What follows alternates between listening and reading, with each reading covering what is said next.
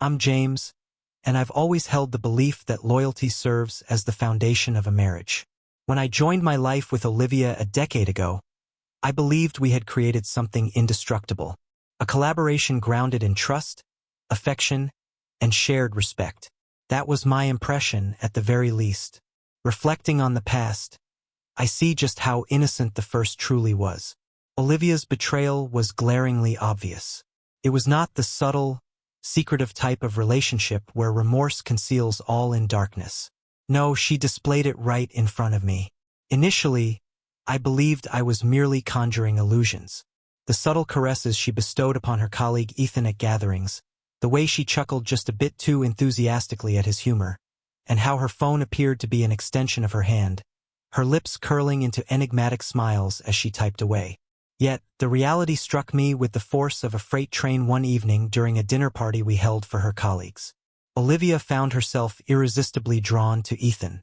She leaned closer, murmuring secrets that escaped my understanding. The way her eyes glimmered when she gazed at him, a glimmer that had been missing when she turned her gaze towards me for years, left no room for uncertainty.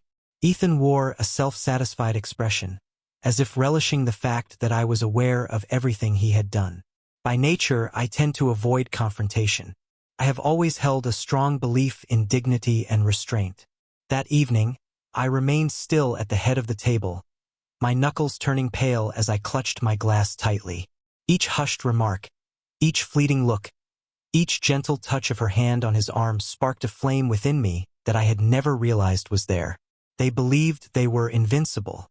They believed I would remain passive. They were mistaken. I resolved at that instant not to address her in the midst of the turmoil. I would remain composed, avoiding any displays of desperation or drama. No, if Olivia aimed to bring me down in my own space, I'd ensure she faced consequences that would linger in her memory forever. I intended to upend her meticulously crafted universe with a single audacious action. I immediately decided to enlist the services of a private investigator. In just a week, the truth I had long suspected was finally validated. Olivia and Ethan had been involved for months, rendezvousing at luxurious hotels and, unsettlingly, even in the back seat of my own vehicle. The investigator supplied images, timestamps, and comprehensive records. It was utterly condemning. As I collected the necessary evidence, I maintained a facade. I smiled, kissed her goodnight, and embraced my role as the devoted partner, all the while discreetly setting my scheme into action. Olivia had always taken great pride in her persona. The ideal spouse, the accomplished professional, the vibrant socialite. Her reputation was her greatest vulnerability, and I planned to take full advantage of it. I began my journey by consulting a lawyer, specifically the top divorce attorney in the area. He was infamous for his ruthless strategies and a remarkable knack for leaving rival factions in disarray. We devised a plan that would utterly dismantle Olivia's reputation and deplete her finances. Subsequently, I scheduled a meeting with our financial advisor. Little did Olivia know, I had been the main provider during our marriage, and nearly all of our assets were registered under my name. With the guidance of my advisor, I strategically transferred liquid assets into accounts beyond her reach and ensured that our joint investments were secured in my favor. As she began to grasp the unfolding situation, she would find it was already beyond her reach. At last, I orchestrated the grand finale, a public revelation of her treachery. I sought more than mere revenge. I yearned for the world to grasp the truth. Olivia relished the opportunity to orchestrate magnificent gatherings. As our decade of marriage approached, she was adamant about hosting a lavish celebration to mark the occasion. The irony was not lost on me. She was hosting a celebration for a union she had already shattered.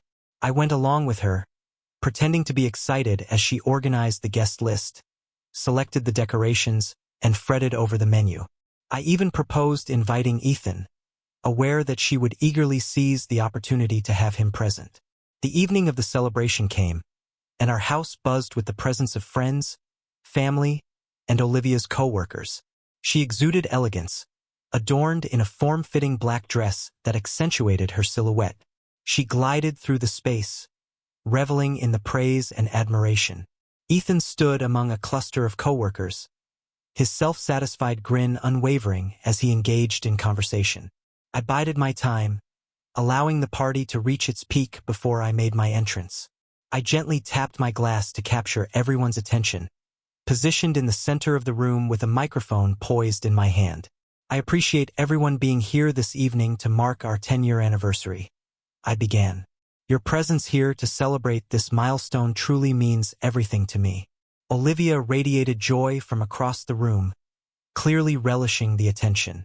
I inhaled deeply and pressed on. Marriage is constructed on trust, love, and fidelity, I stated, allowing the words to linger in the atmosphere. Yet, there are moments when individuals overlook the significance of those words. At times, they believe they can enjoy the best of both worlds. A whisper flowed among the gathering. Olivia's smile wavered, and her gaze flitted anxiously around the room. In recent months, I have found myself grappling with the delicate nature of trust, and this evening, I believe it is time to clarify the situation. I glanced at the screen I had arranged earlier. With a simple click, images and clips materialized. Olivia and Ethan departing from hotels together, sharing kisses in the back seat of my car, their text messages brimming with promises of love and schemes to eliminate my presence. The atmosphere thickened with an unexpected hush. Olivia's complexion drained of color. Ethan's confident smile disappeared. Gasping and murmuring, the guests took in the stark reality of their treachery. This is the woman I've shared a decade of my life with, I stated, my voice unwavering even as my heart raced. And this is the man she selected in place of her spouse. To those who believed they could bring me down, reconsider your stance. The celebration concluded in disarray. Olivia attempted to ascend the stairs behind me, her cries echoing with desperation as she pleaded for my forgiveness. Yet I forcefully shut the door, leaving her on the other side. Ethan, in contrast, slipped out of the house like a rodent fleeing a doomed vessel. In the weeks that followed, the consequences were harsh. Olivia's meticulously built reputation fell apart. The news of her affair circulated rapidly among her social circles and workplace. She chose to step down from her position to spare herself the daily embarrassment of confronting her coworkers. The process of our separation unfolded with alarming speed and a ruthless edge. Thanks to the meticulous prenup and the strategic legal moves I executed, Olivia departed with nearly nothing. The property, the funds, and the assets remained in my possession. Ethan, as expected, vanished from her life the moment challenges arose. He was uninterested in a woman who had lost the allure of power and status that initially drew him in. Olivia found herself isolated, shunned, and without resources. A year has passed since that pivotal night, and I have reconstructed my existence. I parted with the house, burdened by memories, and relocated to a new city. I've immersed myself in my work and interests, rekindling the passions I had set aside during my marriage. Regarding Olivia, I've caught wind of some snippets here and there. She's toiling away in a lackluster job and residing in a cramped apartment.